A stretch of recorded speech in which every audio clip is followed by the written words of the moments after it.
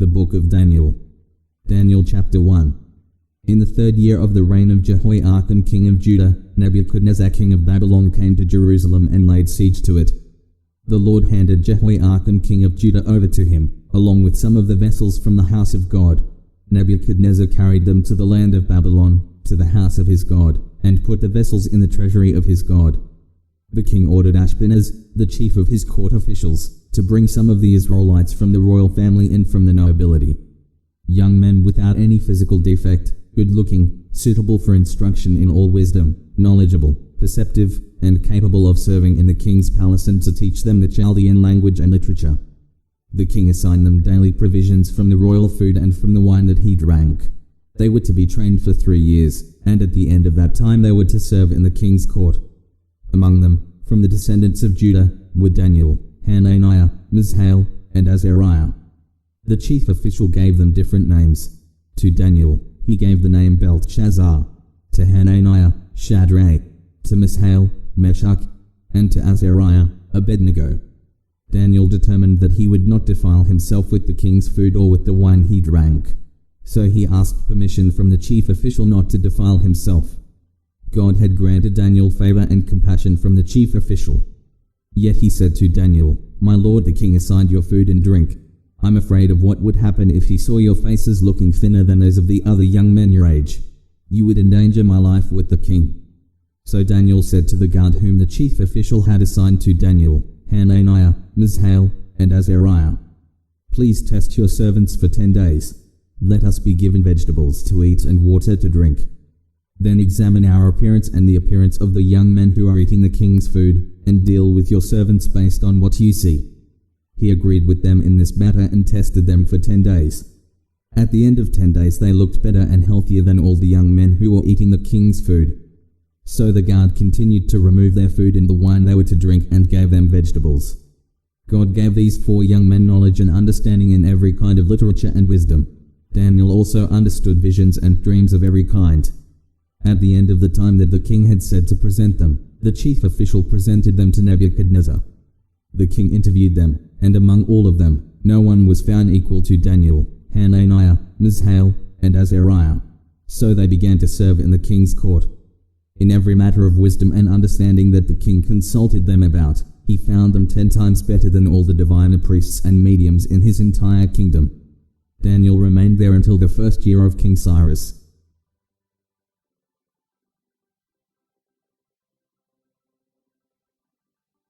Daniel chapter 2. In the 2nd year of his reign, Nebuchadnezzar had dreams that troubled him, and sleep deserted him. So the king gave orders to summon the diviner priests, mediums, sorcerers, and Chaldeans to tell the king his dreams. When they came and stood before the king, he said to them, "I have had a dream and am anxious to understand it." The Chaldeans spoke to the king. Aramaic begins here. "May the king live forever.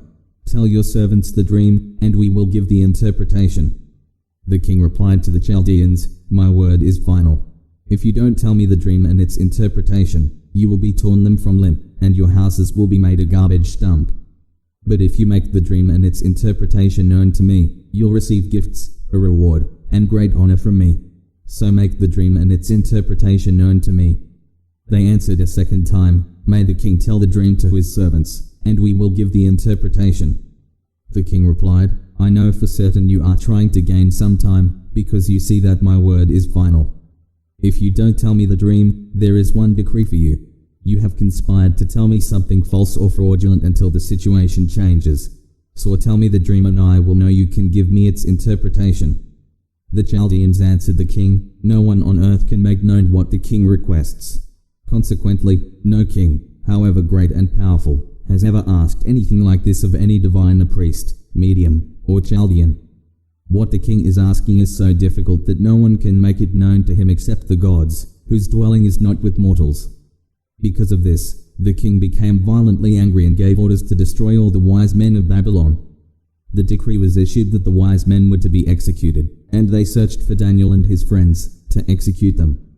Then Daniel responded with tact and discretion to Arioch, the commander of the king's guard, who had gone out to execute the wise men of Babylon.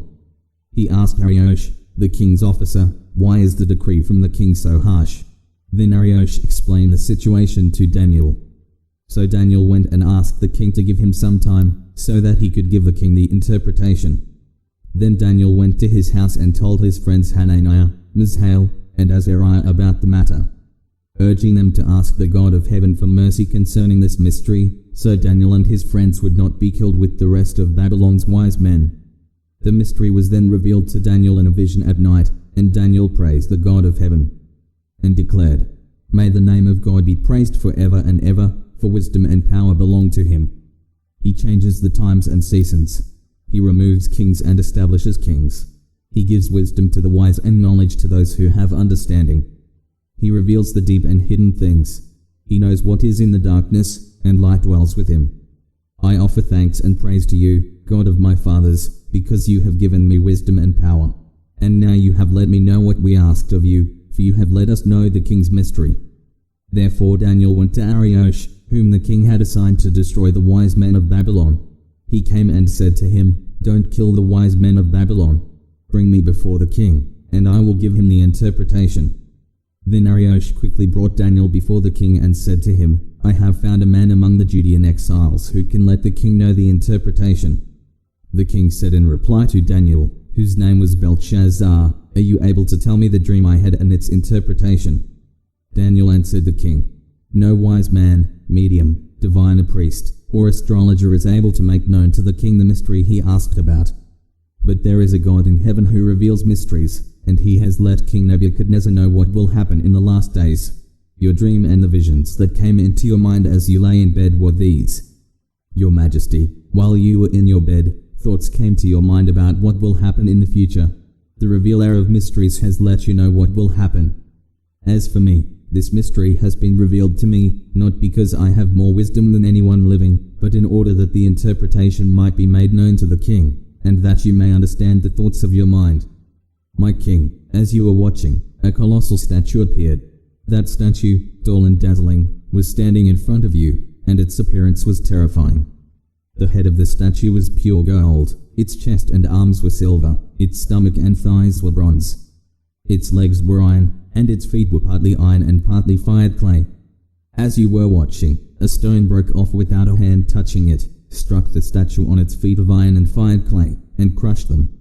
Then the iron, the fired clay, the bronze, the silver, and the gold were shattered and became like chaff from the summer threshing floors.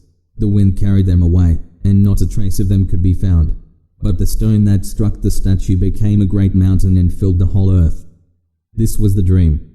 Now we will tell the king its interpretation. Your Majesty, you are King of kings. The God of heaven has given you sovereignty, power, strength, and glory. Wherever people live or wild animals, or birds of the air, he has handed them over to you and made you ruler over them all. You are the head of gold. After you, there will arise another kingdom, inferior to yours, and then another, a third kingdom, of bronze, which will rule the whole earth. A fourth kingdom will be as strong as iron. For iron crushes and shatters everything, and like iron that smashes, it will crush and smash all the others. You saw the feet and toes, partly of a potter's fired clay and partly of iron. It will be a divided kingdom, though some of the strength of iron will be in it. You saw the iron mixed with clay, and that the toes of the feet were part iron and part fired clay. Part of the kingdom will be strong, and part will be brittle. You saw the iron mixed with clay. The peoples will mix with one another but will not hold together, just as iron does not mix with fired clay. In the days of those kings, the God of heaven will set up a kingdom that will never be destroyed, and this kingdom will not be left to another people. It will crush all these kingdoms and bring them to an end, but will itself endure forever. You saw a stone break off from the mountain without a hand touching it, and it crushed the iron, bronze, fired clay, silver, and gold. The great God has told the king what will happen in the future. The dream is true, and its interpretation certain. Then King Nebuchadnezzar fell down, paid homage to Daniel, and gave orders to present an offering and incense to him. The king said to Daniel, Your God is indeed God of gods, Lord of kings, and a revealer of mysteries, since you are able to reveal this mystery. Then the king promoted Daniel and gave him many generous gifts. He made him ruler over the entire province of Babylon and chief governor over all the wise men of Babylon. At Daniel's request, the king appointed Shadrach, Meshach, and Abednego to manage the province of Babylon. but Daniel remained at the king's court.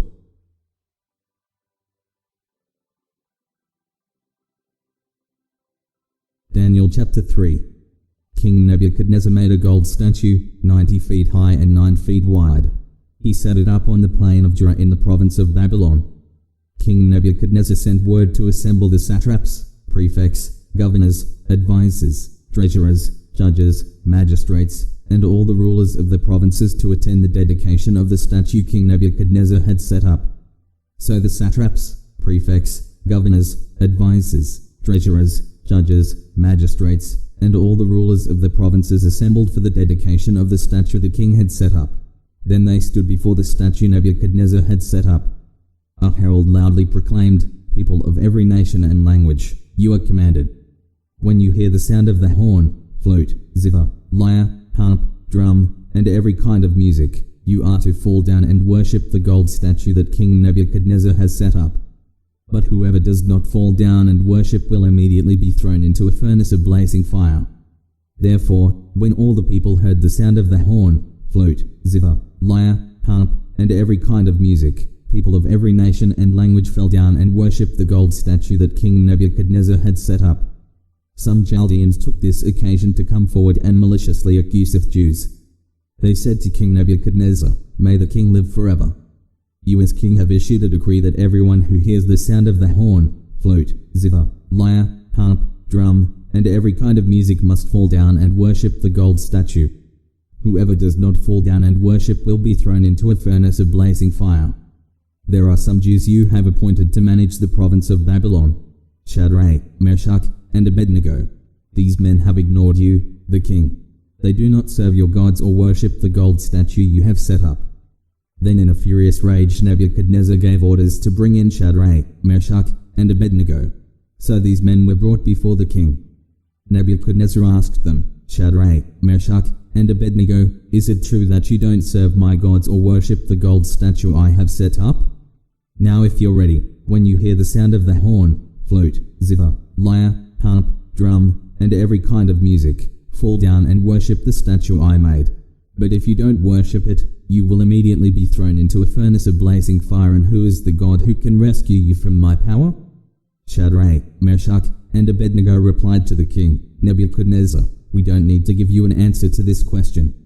If the God we serve exists, then he can rescue us from the furnace of blazing fire, and he can rescue us from the power of you, the king. But even if he does not rescue us, we want you as king to know that we will not serve your gods or worship the gold statue you set up." Then Nebuchadnezzar was filled with rage, and the expression on his face changed toward Shadrach, Meshach, and Abednego. He gave orders to heat the furnace 7 times more than was customary. And he commanded some of the strongest soldiers in his army to tie up Shadrach, Meshach, and Abednego and throw them into the furnace of blazing fire. So these men, in their trousers, robes, head coverings, and other clothes, were tied up and thrown into the furnace of blazing fire. Since the king's command was so urgent and the furnace extremely hot, the raging flames killed those men who carried Shadrach, Meshach, and Abednego up. And these 3 men, Shadrach, Meshach, and Abednego fell, bound, into the furnace of blazing fire. Then King Nebuchadnezzar jumped up in alarm. He said to his advisors, "Didn't we throw 3 men, bound, into the fire?" "Yes, of course, your majesty," they replied to the king. He exclaimed, "Look, I see 4 men, not tied, walking around in the fire unharmed, and the 4th looks like a son of the gods." Nebuchadnezzar then approached the door of the furnace of blazing fire and called, "Shadrach, Meshach, and Abednego, you servants of the Most High God, come out." So Shadrach, Meshach, and Abednego came out of the fire. When the satraps, prefects, governors, and the king's advisors gathered around, they saw that the fire had no effect on the bodies of these men. Not a hair of their heads was singed, their robes were unaffected, and there was no smell of fire on them. Nebuchadnezzar exclaimed, "Praise to the God of Shadrach, Meshach, and Abednego. He sent his angel and rescued his servants who trusted in him. They violated the king's command and risked their lives rather than serve or worship any god except their own God. Therefore I issue a decree that anyone of any people, nation, or language who says anything offensive against the God of Shadrach, Meshach, and Abednego will be torn limb from limb and his house made a garbage dump. for there is no other God who is able to deliver like this." Then the king rewarded Shadrach, Meshach, and Abednego in the province of Babylon.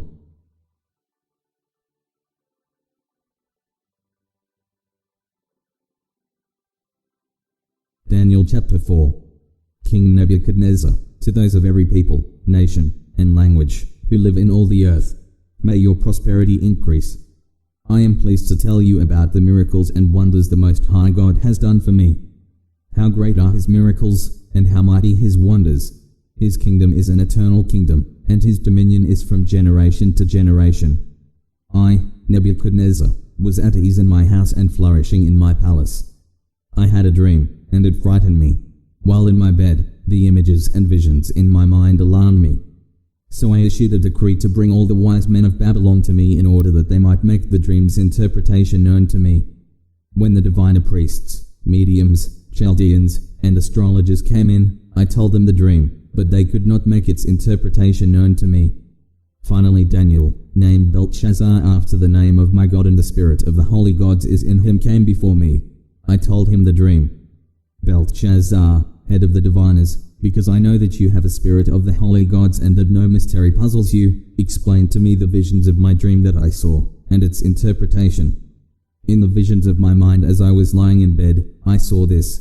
There was a tree in the middle of the earth, and its height was great. The tree grew large and strong. Its top reached to the sky, and it was visible to the ends of the earth. Its leaves were beautiful, its fruit was abundant, and on it was food for all. Wild animals found shelter under it, the birds of the air lived in its branches, and every creature was fed from it. As I was lying in my bed, I also saw in the visions of my mind an observer, a holy one, coming down from heaven. He called out loudly, "Cut down the tree and chop off its branches. Strip off its leaves and scatter its fruit. Let the animals flee from under it, and the birds from its branches. But leave the stump with its roots in the ground, and with a band of iron and bronze around it, in the tender grass of the field. Let him be drenched with dew from the sky, and share the plants of the earth with the animals. Let his mind be changed from that of a man, and let him be given the mind of an animal for 7 periods of time." This word is by a decree of the observers. The matter is a command from the holy ones. This is so the living will know that the Most High is ruler over the kingdom of men. He gives it to anyone he wants and sets over it the lowliest of men.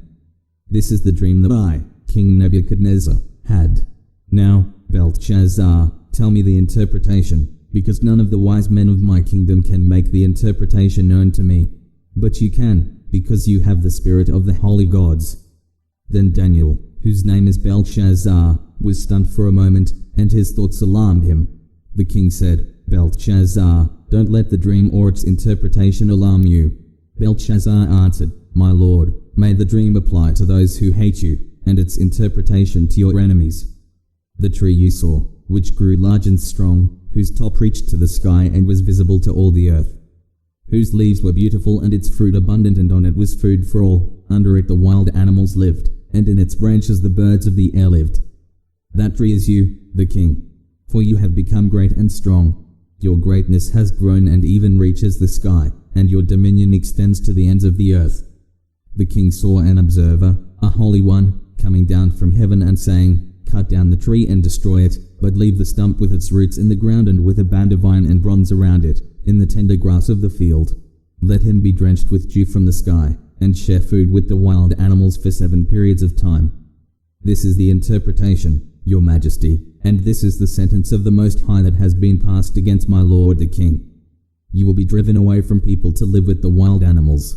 You will feed on grass like cattle and be drenched with dew from the sky for 7 periods of time, until you acknowledge that the Most High is ruler over the kingdom of men, and he gives it to anyone he wants. As for the command to leave the tree's stump with its roots, your kingdom will be restored to you as soon as you acknowledge that heaven rules. Therefore, may my advice seem good to you, my king. Separate yourself from your sins by doing what is right, and from your injustices by showing mercy to the needy. Perhaps there will be an extension of your prosperity." All this happened to King Nebuchadnezzar. At the end of 12 months, as he was walking on the roof of the royal palace in Babylon, the king exclaimed, "Is this not Babylon the Great that I have built by my vast power to be a royal residence and to display my majestic glory?" While the words were still in the king's mouth, a voice came from heaven. "King Nebuchadnezzar, To you it is declared that the kingdom has departed from you. You will be driven away from people to live with the wild animals, and you will feed on grass like cattle for 7 periods of time, until you acknowledge that the Most High is ruler over the kingdom of men, and he gives it to anyone he wants. At that moment the sentence against Nebuchadnezzar was executed. He was driven away from people.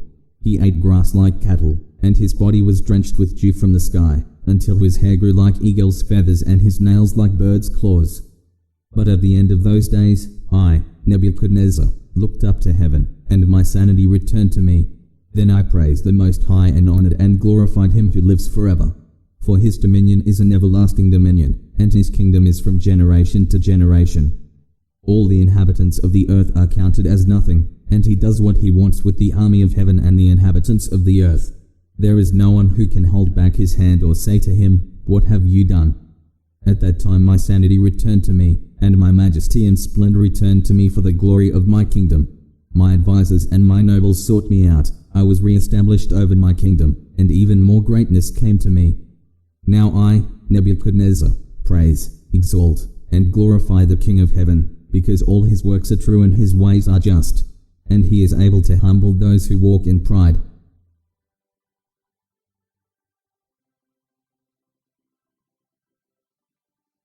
Daniel chapter 5. King Belshazzar held a great feast for 1,000 of his nobles and drank wine in their presence. Under the influence of the wine, Belshazzar gave orders to bring in the gold and silver vessels that his predecessor Nebuchadnezzar had taken from the temple in Jerusalem, so that the king and his nobles, wives, and concubines could drink from them.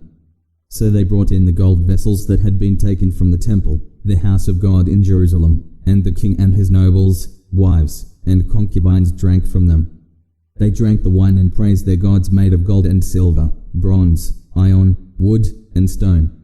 At that moment the fingers of a man's hand appeared and began writing on the plaster of the king's palace wall next to the lampstand.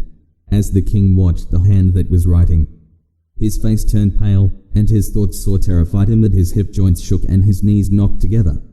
The king called out to bring in the mediums, Chaldeans, and astrologers. He said to these wise men of Babylon, "Whoever reads this inscription and gives me its interpretation will be clothed in purple, have a gold chain around his neck, and have the third highest position in the kingdom." So all the king's wise men came in, but none could read the inscription or make known its interpretation to him. Then King Belshazzar became even more terrified. His face turned pale, and his nobles were bewildered. Because of the outcry of the king and his nobles, the queen came to the banquet hall. "May the king live forever," she said. "Don't let your thoughts terrify you or your face be pale. There is a man in your kingdom who has the spirit of the holy gods in him. In the days of your predecessor he was found to have insight, intelligence, and wisdom like the wisdom of the gods. Your predecessor, King Nebuchadnezzar, appointed him chief of the diviners, mediums, Chaldeans, and astrologers. Your own predecessor, the king, did this because Daniel, the one the king named Belteshazzar, was found to have an extraordinary spirit, knowledge and perception, and the ability to interpret dreams, explain riddles, and solve problems. Therefore, summon Daniel, and he will give the interpretation." Then Daniel was brought before the king.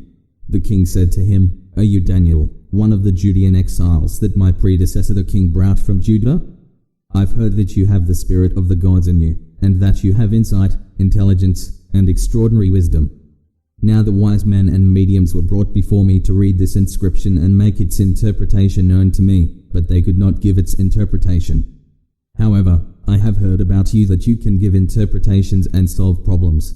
Therefore, if you can read this inscription and give me its interpretation, you will be clothed in purple, have a gold chain around your neck, and have the third highest position in the kingdom."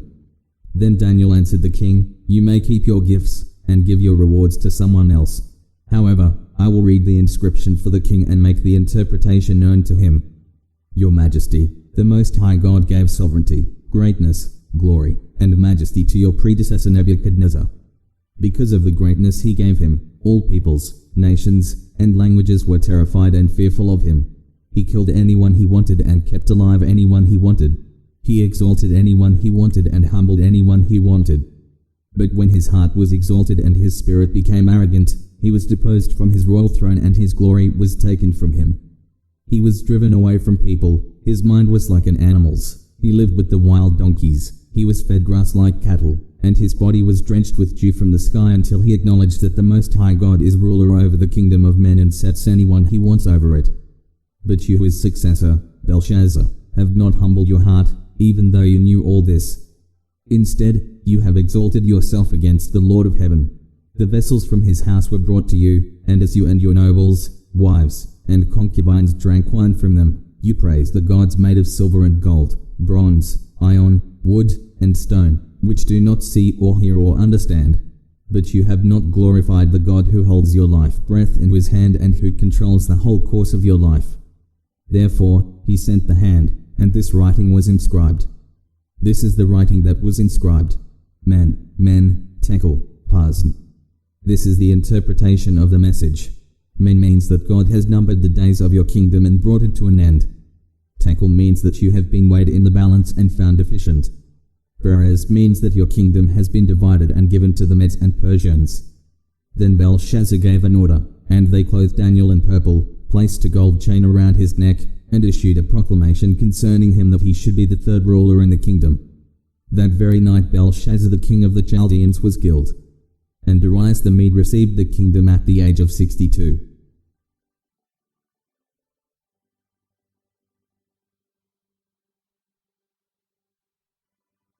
Daniel chapter 6. Darius decided to appoint 120 satraps over the kingdom, stationed throughout the realm, and over them 3 administrators, including Daniel. These satraps would be accountable to them so that the king would not be defrauded. Daniel distinguished himself above the administrators and satraps because he had an extraordinary spirit, so the king planned to set him over the whole realm. The administrators and satraps, therefore, kept trying to find a charge against Daniel regarding the kingdom, but they could find no charge or corruption, for he was trustworthy, and no negligence or corruption was found in him. Then these men said, "We will never find any charge against this Daniel unless we find something against him concerning the law of his God." So the administrators and satraps went together to the king and said to him, "May King Darius live forever." All the administrators of the kingdom, the prefects, satraps, advisors, and governors have agreed that the king should establish an ordinance and enforce an edict that for 30 days, anyone who petitions any god or man except you, the king, will be thrown into the lion's den. Therefore, your majesty, establish the edict and sign the document so that, as a law of the Medes and Persians, it is irrevocable and cannot be changed. So King Darius signed the document. When Daniel learned that the document had been signed, he went into his house. The windows in its upper room opened toward Jerusalem, and 3 times a day he got down on his knees, prayed, and gave thanks to his God, just as he had done before. Then these men went as a group and found Daniel petitioning and imploring his God. So they approached the king and asked about his edict. "Didn't you sign an edict that for 30 days any man who petitions any god or man except you, the king, will be thrown into the lion's den?" The king answered, "As a law of the Medes and Persians, the order stands and is irrevocable." Then they replied to the king, "Daniel, one of the Judean exiles, has ignored you, the king, and the edict you signed, for he prays 3 times a day." As soon as the king heard this, he was very displeased. He set his mind on rescuing Daniel and made every effort until sundown to deliver him. Then these men went to the king and said to him, "You as king know it is a law of the Medes and Persians that no edict or ordinance the king establishes can be changed." So the king gave the order, and they brought Daniel and threw him into the lion's den. The king said to Daniel, "May your God, whom you serve continually, rescue you." A stone was brought and placed over the mouth of the den.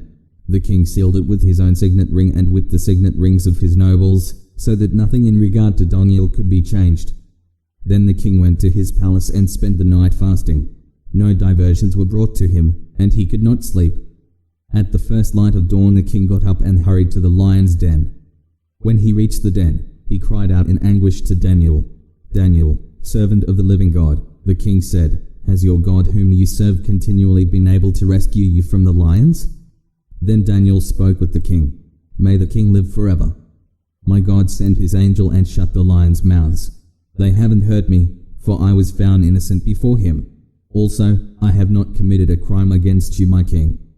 The king was overjoyed and gave orders to take Daniel out of the den. So Daniel was taken out of the den, uninjured, for he trusted in his God.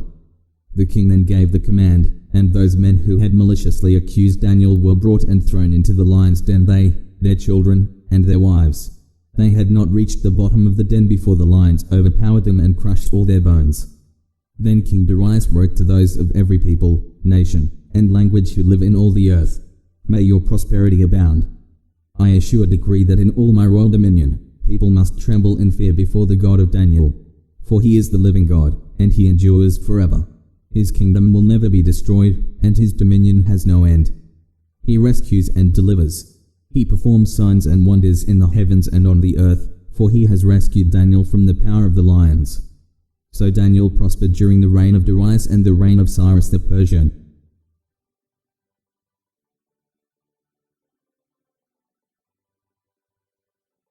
Daniel chapter 7. In the first year of Belshazzar king of Babylon, Daniel had a dream with visions in his mind as he was lying in his bed. He wrote down the dream, and here is the summary of his account. Daniel said, "In my vision at night I was watching, and suddenly the four winds of heaven stirred up the great sea. 4 huge beasts came up from the sea, each different from the other. The first was like a lion but had eagle's wings. I continued watching until its wings were torn off. It was lifted up from the ground, sat on its feet like a man, and given a human mind. Suddenly, another beast appeared, a second one that looked like a bear. It was raised up on one side, with 3 ribs in its mouth between its teeth. It was told, 'Get up, gorge yourself on flesh.' While I was watching, another beast appeared.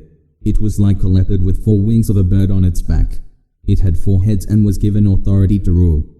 While I was watching in the night visions, a 4th beast appeared, frightening and dreadful, and incredibly strong, with large iron teeth. It devoured and crushed, and it trampled with its feet whatever was left. It was different from all the beasts before it, and it had 10 horns. While I was considering the horns, suddenly another horn, a little one, came up among them, and 3 of the first horns were uprooted before it. There were eyes in this horn like a man's, and it had a mouth that spoke arrogantly. As I kept watching, thrones were set in place, and the Ancient of Days took his seat. His clothing was white like snow, and the hair of his head like whitest wool. His throne was flaming fire. Its wheels were blazing fire. A river of fire was flowing, coming out from his presence. Thousands upon thousands served him. 10,000 times 10,000 stood before him. The court was convened, and the books were opened. I watched, then, because of the sound of the arrogant words the horn was speaking. As I continued watching, the beast was killed and its body destroyed and given over to the burning fire. As for the rest of the beasts, their authority to rule was removed, but an extension of life was granted to them for a certain period of time. I continued watching in the night visions, and I saw one like a son of man coming with the clouds of heaven. He approached the Ancient of Days and was escorted before him. He was given authority to rule, and glory, and a kingdom, so that those of every people, nation, and language should serve him. His dominion is an everlasting dominion that will not pass away, and his kingdom is one that will not be destroyed.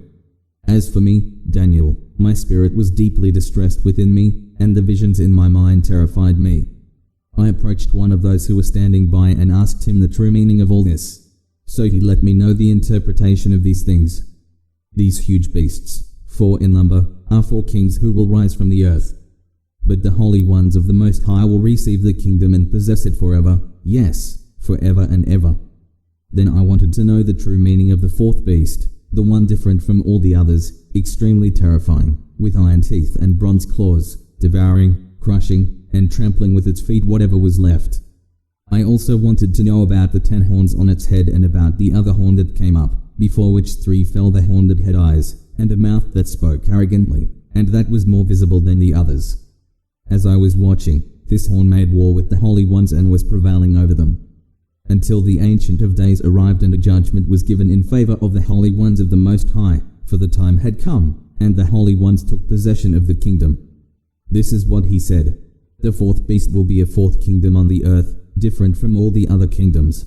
It will devour the whole earth, trample it down, and crush it. The 10 horns are 10 kings who will rise from this kingdom. Another, different from the previous ones, will rise after them and subdue 3 kings. He will speak words against the Most High and oppress the holy ones of the Most High. He will intend to change religious festivals and laws, and the holy ones will be handed over to him for a time, times and half a time. But the court will convene, and his dominion will be taken away, to be completely destroyed forever. The kingdom, dominion, and greatness of the kingdoms under all of heaven will be given to the people, the holy ones of the Most High. His kingdom will be an everlasting kingdom, and all rulers will serve and obey him. This is the end of the interpretation. As for me, Daniel, my thoughts terrified me greatly, and my face turned pale, but I kept the matter to myself.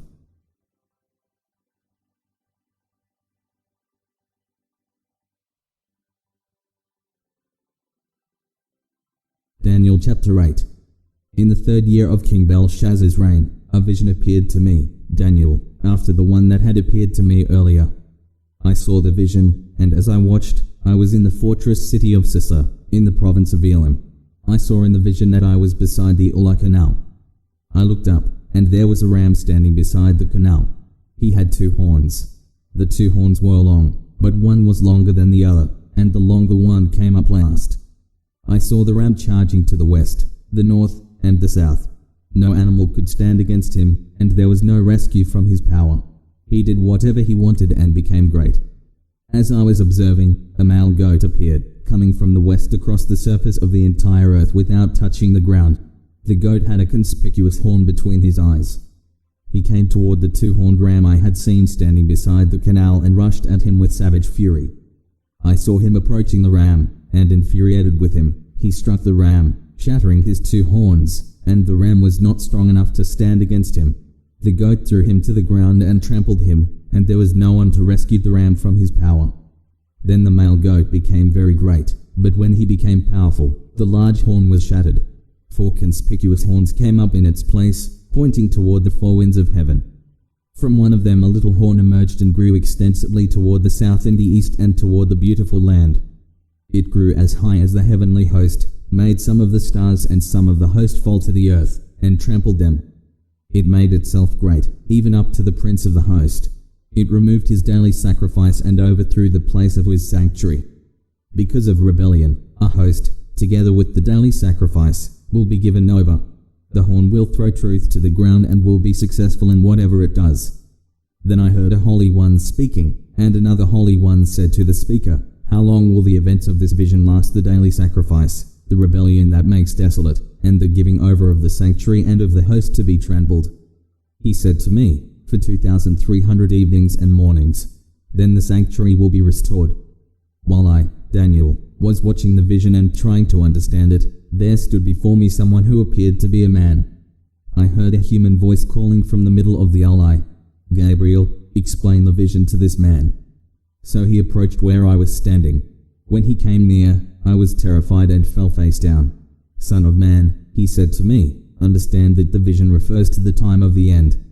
While he was speaking to me, I fell into a deep sleep, with my face to the ground. Then he touched me, made me stand up, and said, "I am here to tell you what will happen at the conclusion of the time of wrath, because it refers to the appointed time of the end. The 2-horned ram that you saw represents the kings of Media and Persia. The shaggy goat represents the king of Greece, and the large horn between his eyes represents the first king. The 4 horns that took the place of the shattered horn represent 4 kingdoms. They will rise from that nation, but without its power. Near the end of their kingdoms, when the rebels have reached the full measure of their sin, an insolent king, skilled in intrigue, will come to the throne. His power will be great, but it will not be his own. He will cause terrible destruction and succeed in whatever he does. He will destroy the powerful along with the holy people. He will cause deceit to prosper through his cunning and by his influence, and in his own mind he will make himself great. In a time of peace, he will destroy many. He will even stand against the Prince of Princes, but he will be shattered, not by human hands. The vision of the evenings and the mornings that has been told is true. Now you must seal up the vision because it refers to many days in the future. I, Daniel, was overcome and lay sick for days. Then I got up and went about the king's business. I was greatly disturbed by the vision and could not understand it.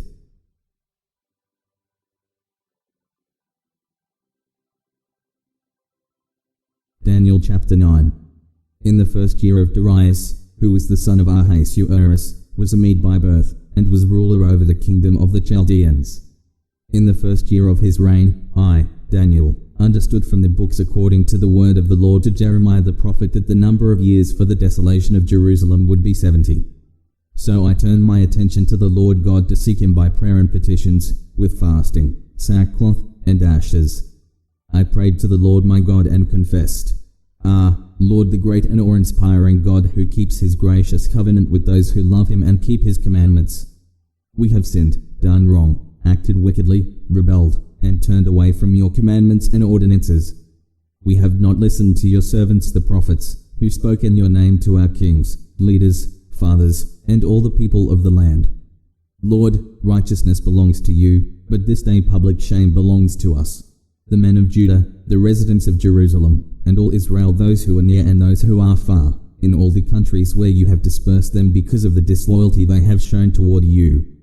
Lord, public shame belongs to us, our kings, our leaders, and our fathers, because we have sinned against you. Compassion and forgiveness belong to the Lord our God, though we have rebelled against him, and have not obeyed the voice of the Lord our God by following his instructions that he set before us through his servants the prophets. All Israel has broken your law and turned away, refusing to obey you. The promised curse written in the law of Moses, the servant of God, has been poured out on us because we have sinned against him. He has carried out his words that he spoke against us and against our rulers by bringing on us so great a disaster that nothing like what has been done to Jerusalem has ever been done under all of heaven. Just as it is written in the law of Moses, all this disaster has come on us, yet we have not appeased the Lord our God by turning from our injustice and paying attention to your truth. So the Lord kept the disaster in mind and brought it on us, for the Lord our God is righteous in all he has done, but we have not obeyed him. Now, Lord our God, who brought your people out of the land of Egypt with a mighty hand and made your name renowned as it is this day, we have sinned, we have acted wickedly. Lord, in keeping with all your righteous acts, may your anger and wrath turn away from your city Jerusalem, your holy mountain.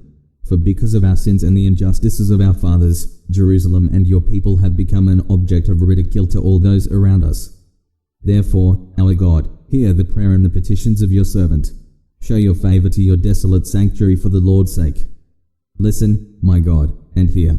Open your eyes and see our desolations and the city called by your name.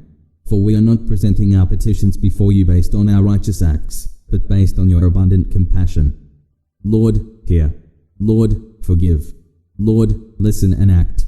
My God, for your own sake, do not delay, because your city and your people are called by your name. While I was speaking, praying, confessing my sin and the sin of my people Israel, and presenting my petition before Yahweh my God concerning the holy mountain of my God. While I was praying, Gabriel, the man I had seen in the first vision, came to me in my extreme weariness, about the time of the evening offering. He gave me this explanation: Daniel, I've come now to give you understanding. At the beginning of your petitions an answer went out, and I have come to give it, for you are treasured by God. So consider the message and understand the vision. 70 weeks are decreed about your people and your holy city to bring the rebellion to an end, to put a stop to sin, to wipe away injustice, to bring in everlasting righteousness, to seal up vision and prophecy, and to anoint the most holy place. Know and understand this. From the issuing of the decree to restore and rebuild Jerusalem until Messiah the Prince will be 7 weeks and 62 weeks. It will be rebuilt with a plaza and a moat, but in difficult times. After those 62 weeks the Messiah will be cut off and will have nothing.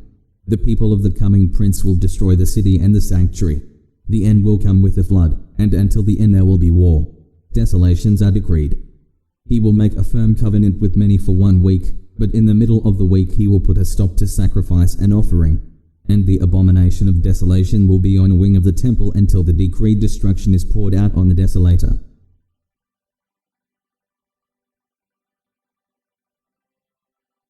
Daniel chapter 10. In the 3rd year of Cyrus king of Persia, a message was revealed to Daniel, who was named Belteshazzar. The message was true and was about a great conflict. He understood the message and had understanding of the vision. In those days I, Daniel, was mourning for 3 full weeks.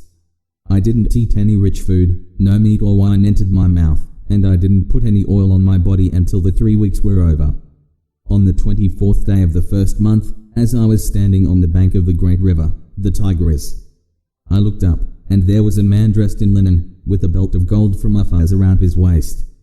His body was like topaz, his face like the brilliance of lightning, his eyes like flaming torches, his arms and feet like the gleam of polished bronze, and the sound of his words like the sound of a multitude. Only I, Daniel, saw the vision. The men who were with me did not see it, but a great terror fell on them, and they ran and hid. I was left alone, looking at this great vision. No strength was left in me. My face grew deathly pale, and I was powerless. I heard the words he said, and when I heard them I fell into a deep sleep, with my face to the ground. Suddenly, a hand touched me and raised me to my hands and knees. He said to me, Daniel, you are a man treasured by God. Understand the words that I'm saying to you. Stand on your feet, for I have now been sent to you. After he said this to me, I stood trembling.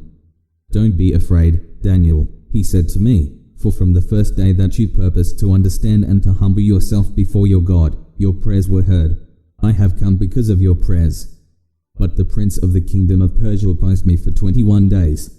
Then Michael, one of the chief princes, came to help me after I had been left there with the kings of Persia. Now I have come to help you understand what will happen to your people in the last days, for the vision refers to those days. While he was saying these words to me, I turned my face toward the ground and was speechless. Suddenly one with human likeness touched my lips. I opened my mouth and said to the one standing in front of me, My Lord, because of the vision, I am overwhelmed and powerless. How can someone like me, your servant, speak with someone like you, my Lord? Now I have no strength, and there is no breath in me. Then the one with human likeness touched me again and strengthened me. He said, Don't be afraid, you who are treasured by God. Peace to you. Be very strong. As he spoke to me, I was strengthened and said, Let my Lord speak, for you have strengthened me. He said, Do you know why I've come to you? I must return at once to fight against the prince of Persia, and when I leave, the prince of Greece will come. No one has the courage to support me against them except Michael, your prince. However, I will tell you what is recorded in the book of truth.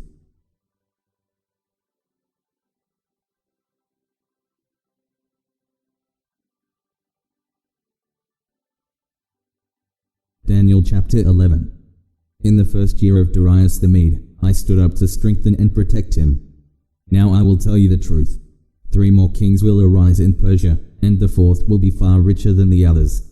By the power he gains through his riches, he will stir up everyone against the kingdom of Greece. Then a warrior king will arise. He will rule a vast realm and do whatever he wants. But as soon as he is established, his kingdom will be broken up and divided to the 4 winds of heaven, but not to his descendants. It will not be the same kingdom that he ruled, because his kingdom will be uprooted and will go to others besides them. The king of the south will grow powerful, but one of his commanders will grow more powerful and will rule a kingdom greater than his. After some years they will form an alliance, and the daughter of the king of the south will go to the king of the north to seal the agreement. She will not retain power, and his strength will not endure.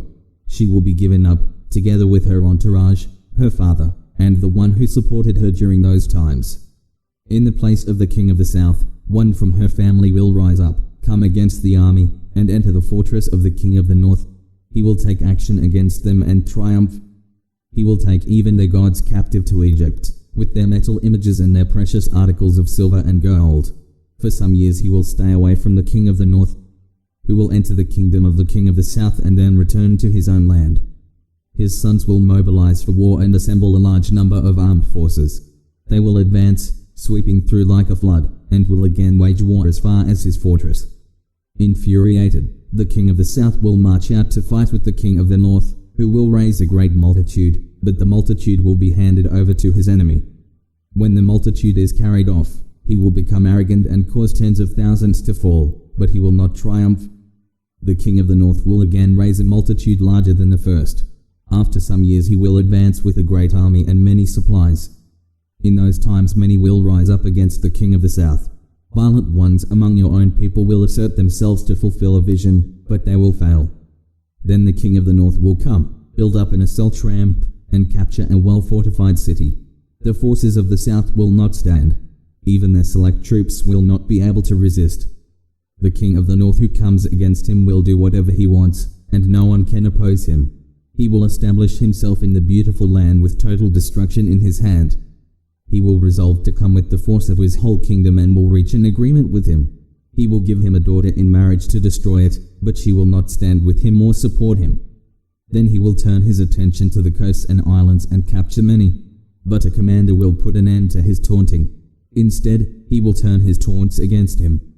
He will turn his attention back to the fortresses of his own land, but he will stumble, fall, and be no more.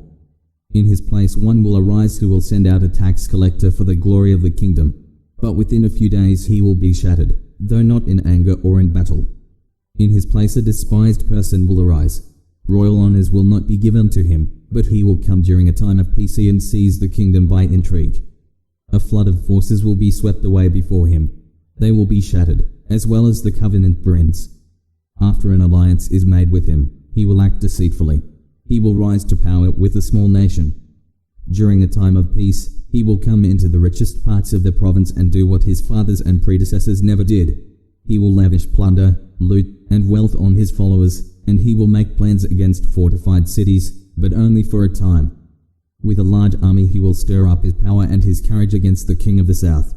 The king of the south will prepare for battle with an extremely large and powerful army, but he will not succeed, because plots will be made against him. Those who eat his provisions will destroy him. His army will be swept away, and many will fall slain. The two kings, whose hearts are bent on evil, will speak lies at the same table, but to no avail, for still the end will come at the appointed time. The king of the north will return to his land with great wealth, but his heart will be set against the holy covenant. He will take action, then return to his own land. At the appointed time he will come again to the south, but this time will not be like the first. Ships of Kittim will come against him, and being intimidated, he will withdraw. Then he will rage against the holy covenant and take action. On his return, he will favor those who abandon the holy covenant. His forces will rise up and desecrate the temple fortress. They will abolish the daily sacrifice and set up the abomination of desolation. With flattery he will corrupt those who act wickedly toward the covenant, but the people who know their God will be strong and take action. Those who are wise among the people will give understanding to many, yet they will die by sword and flame, and be captured and plundered for a time. When defeated, they will be helped by some, but many others will join them insincerely. Some of the wise will fall so that they may be refined, purified, and cleansed until the time of the end, for it will still come at the appointed time. Then the king will do whatever he wants. He will exalt and magnify himself above every god, and he will say outrageous things against the God of gods. He will be successful until the time of wrath is completed, because what has been decreed will be accomplished. He will not show regard for the gods of his fathers, the God longed for by women, or for any other god, because he will magnify himself above all. Instead, he will honor a god of fortresses, a god his fathers did not know, with gold, silver, precious stones, and riches. He will deal with the strongest fortresses with the help of a foreign god. He will greatly honor those who acknowledge him, making them rulers over many and distributing land as a reward. At the time of the end, the king of the south will engage him in battle, but the king of the north will storm against him with chariots, horsemen, and many ships. He will invade countries and sweep through them like a flood. He will also invade the beautiful land, and many will fall, but these will escape from his power: Edom, Moab, and the prominent people of the Ammonites. He will extend his power against the countries, and not even the land of Egypt will escape. He will get control over the hidden treasures of gold and silver and over all the riches of Egypt. The Libyans and Cushites will also be in submission. But reports from the east and the north will terrify him, and he will go out with great fury to destroy and annihilate many. He will pitch his royal tents between the sea and the beautiful holy mountain, but he will meet his end with no one to help him.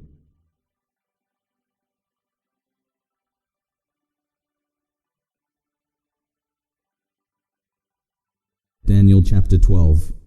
At that time Michael the great prince who stands watch over your people will rise up. There will be a time of distress such as never has occurred since nations came into being until that time. But at that time all your people who are found written in the book will escape. Many of those who sleep in the dust of the earth will awake, some to eternal life, and some to shame and eternal contempt. Those who are wise will shine like the bright expanse of the heavens, and those who lead many to righteousness, like the stars forever and ever. But you, Daniel, keep these words secret and seal the book until the time of the end. Many will roam about, and knowledge will increase. Then I, Daniel, looked, and 2 others were standing there, one on this bank of the river and one on the other. One said to the man dressed in linen, who was above the waters of the river, "How long until the end of these extraordinary things?" Then I heard the man dressed in linen, who was above the waters of the river. He raised both his hands toward heaven and swore by him who lives eternally that it would be for a time, times, and half a time. When the power of the holy people is shattered, all these things will be completed. I heard but did not understand. So I asked, "My Lord, what will be the outcome of these things?" He said, "Go on your way, Daniel, for the words are secret and sealed until the time of the end. Many will be purified, cleansed, and refined, but the wicked will act wickedly. None of the wicked will understand, but the wise will understand. From the time the daily sacrifice is abolished and the abomination of desolation is set up, there will be 1,290 days. Blessed is the one who waits for and reaches 1,335 days. But as for you, go on your way to the end. You will rest, then rise to your destiny at the end of the days."